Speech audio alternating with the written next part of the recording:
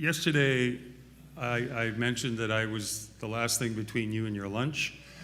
Today, I now realize I'm the last thing between you and maybe a plane or a train or a bus or a taxi or just to get the hell out of here. I mean, we've had a great time, but I know people are looking forward to the next part of their life after this. But I've been given an opportunity, and it's a delightful one, really, and a responsibility to kind of think about some of the things you've said. So first of all, I want to just thank all the groups for hanging in for the whole conference. I'm really impressed by the attendance that's still here this time of day after 2.5 days. So well done and thank you. And the ideas are very rich. And as Maureen said, they'll be consolidated and we'll report back and invite feedback as they get refined.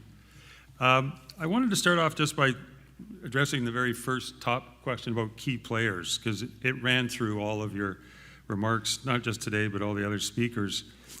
And I just want to start with something that Steve Esty really impressed upon us yesterday, which was the role of the international context.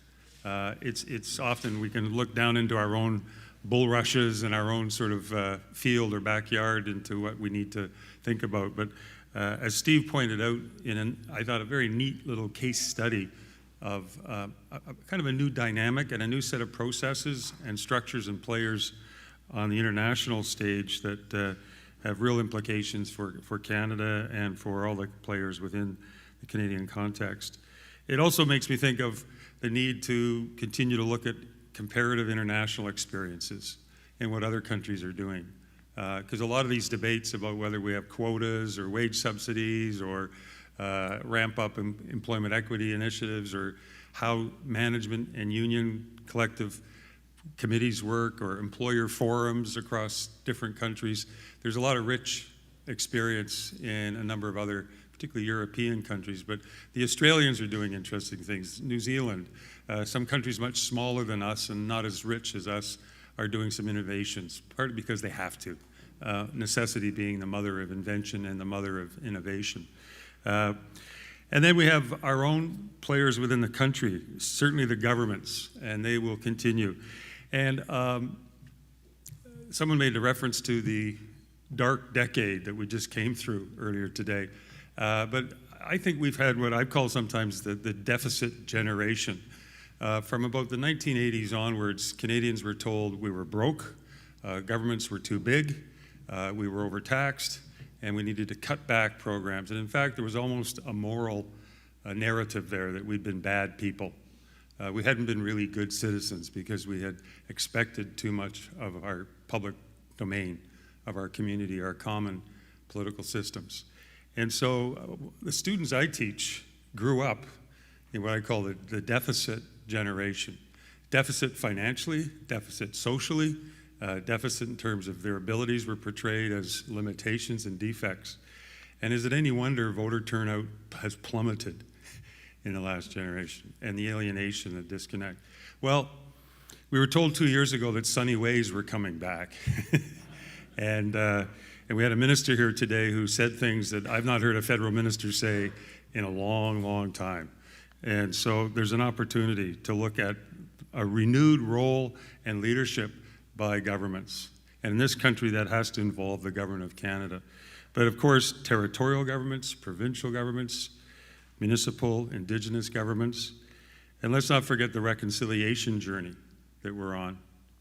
And Neil Belanger spoke very eloquently earlier today about some of that from his perspective in BC. And that will open up a whole new world of constitutional, organizational, political, policy challenges and opportunities. Where we're going on that, we don't know. It's a beautiful, that's part of the magic of this country. I can't think of another country in the world that's committing itself and embarking on such a fundamental transformation of its own sense of who we are or what we should be and could be. Then there's the wider public sector, school system, which got mentioned, post-secondary, health authorities, recreation, leisure, public libraries. These are all part of the infrastructure we need to use in a way we share best practices and so forth. Then there's those wonderful hybrids, those social enterprises, those local economic cooperative I'm looking at the Maritimes, I'm looking at our friend here from Jazz, and the history of cooperatives, and whether it's on the prairies or in the Maritimes, there's these wonderful hybrids that show, again, some creativity that's always been there. And then the social movements, whether it's the women's movement, the injured workers movement of the last few generations, and of course the disability rights movement and many others that will be key players in all this.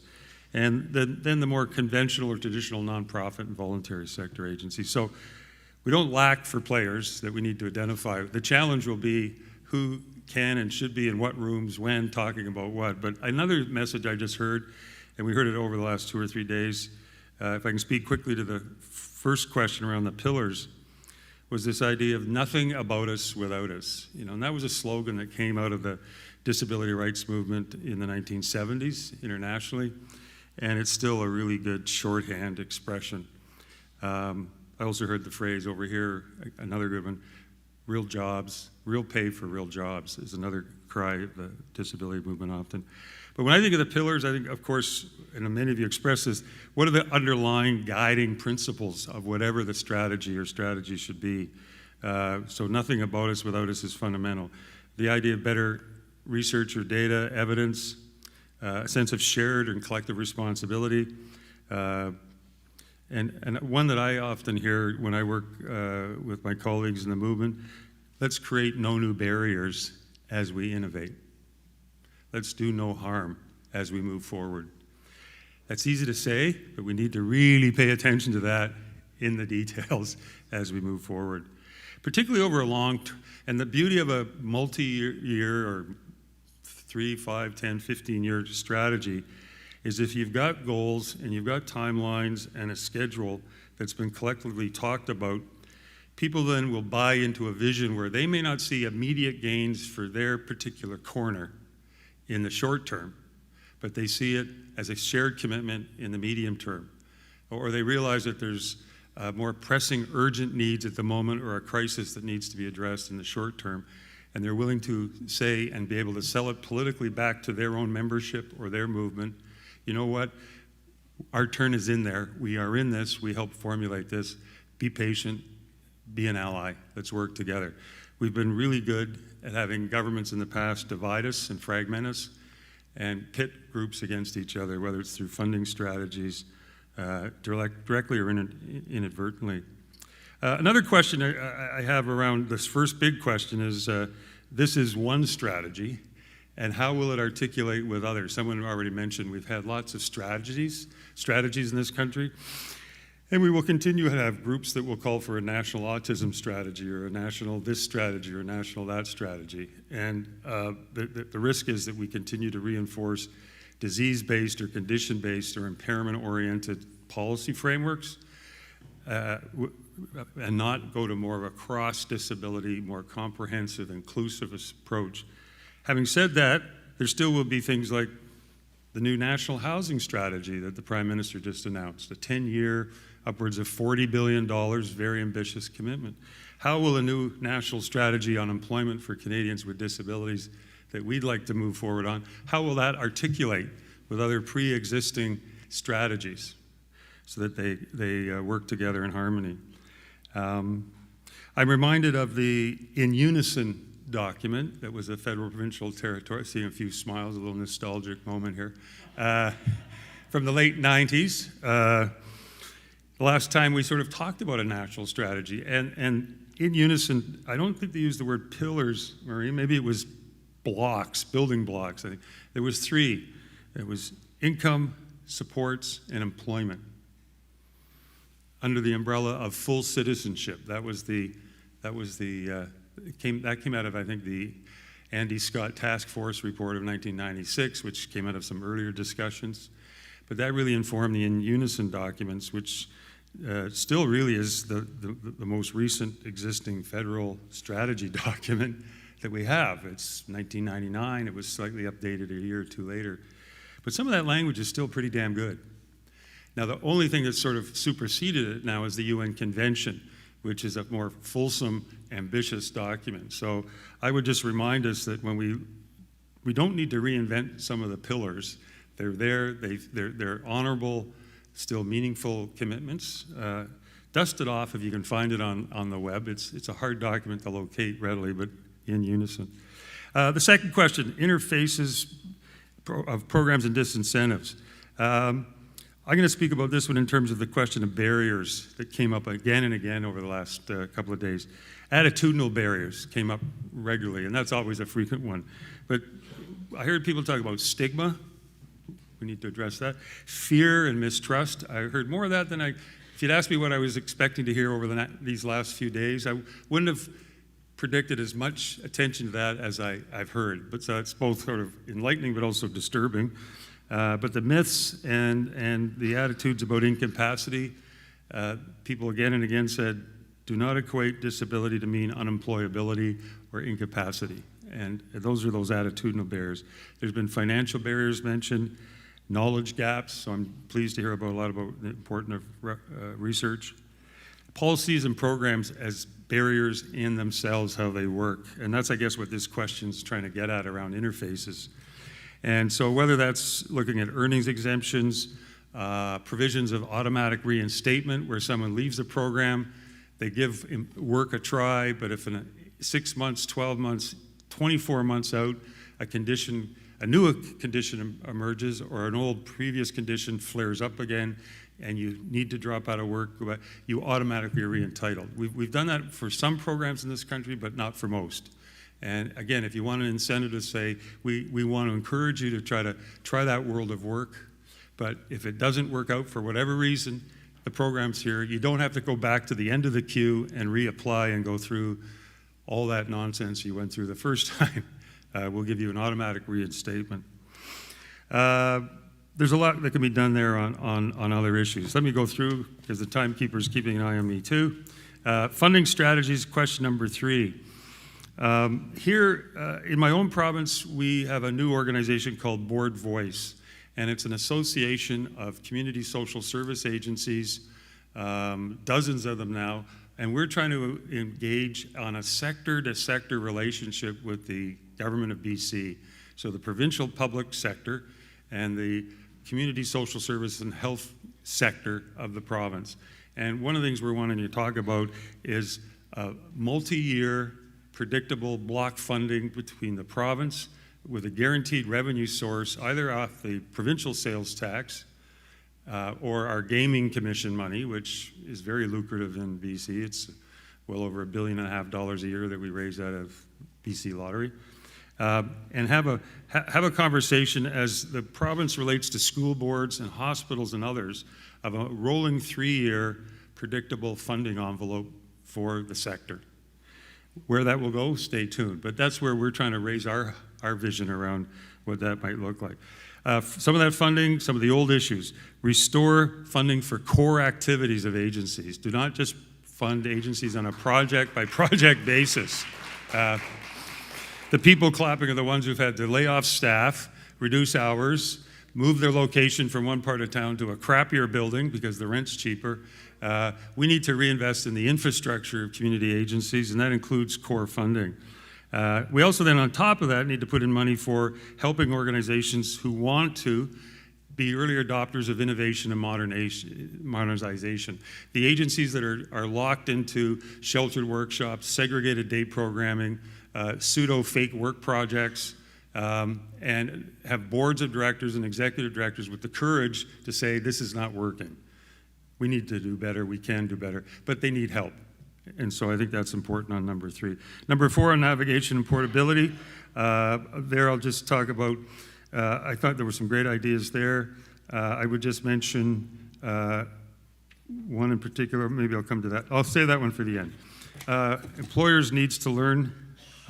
Great, I can't really add much there to the enumeration of the key players that need to be involved there. I'm glad to see we're talking more about the role between employers. Where there are unionized contexts, I'd like to see, that as a tripartite relationship, not just between service agencies and the employers. Unions have to be there well. Whether or not, we need to talk again about how unionization should be encouraged in this country. Dare I say that out loud?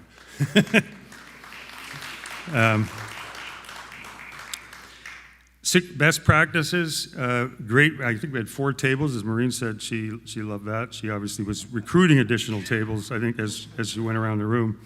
A friend of mine, we were having dinner last night, we were kind of talking about this, and he said, well, if I was doing this, I would be looking for companies and social enterprises and public sector organizations and nonprofits that already are known in their communities as practicing progressive policies. They have an environmental commitment. They're going green, or they've already been green for a while. They've already got a corporate social responsibility commitment. They've already sort of taken up the issue of inclusion and diversity, so that disability, if it needs to be added or built in, there's already a context and a readiness and a willingness and a track record of, and this ties in with, I guess, question 5, companies that are in communities, hire in the communities, they're not virtual, they're not Amazon, they're your neighbors. And if they get that, then there's going to be that kind of take up and adoption of renewing the communities. The last point I guess I'll make is around the navigation and portability of supports, which in a way sounds like, when I read the 6, I thought this sounds like the most boring question, but let me slip in the big final finale here. And that's one way to look at navigation and portability. One is to return to the principles of social insurance in the work-related programs we have: workers' compensation, employment insurance, and the Canada Pension Plan disability benefit. Let's renew the commitment to those old social insurance principles. The world of work is changing, but those principles still make, in my opinion, a lot of sense, and we need to renew the proper protection of workers in this country under those 3 key social protection programs. For those who are not in the labor force, do not qualify for EI benefits or Part 2 EI measures under labor transfer, I'd just like to renew the idea that a number of us have worked on over the years of a national basic income for Canadians with more severe disabilities. And this would be modeled on a version of the Old Age Security Guaranteed Income Supplement, the national guaranteed income program we have for seniors in this country. It's portable, it's accessible, it's non-stigmatizing, it's pretty darn adequate. We reduced the poverty rate among seniors in this country from over 60% in the 1960s down to less than 10%. It's creeping back up again, and that's because the world of work has been failing in providing adequate earnings and incomes for other Canadians. But we need to look at, for those who may or may not have much of a chance in the competitive labor force, we need to provide not only an opportunity for meaningful work for those who are able and willing and can work, and with progressive employers making that happen, but we also need to provide an adequate, decent income, particularly for those that the world of work will remain an elusive dream for many years to come. So that's the right thing to do. That would free up hundreds of millions of dollars from the provincial governments. Their caseloads for social assistance would go down. Those people would migrate up to a national program, get the provinces to reinvest that money into services and supports, both for personal living and for employment-related supports. It would be a massive injection and rearranging of dollars that would be much smarter than what we do now. So I'll leave you with that vision. Thank you again. It's been an honor to be part of this with you all.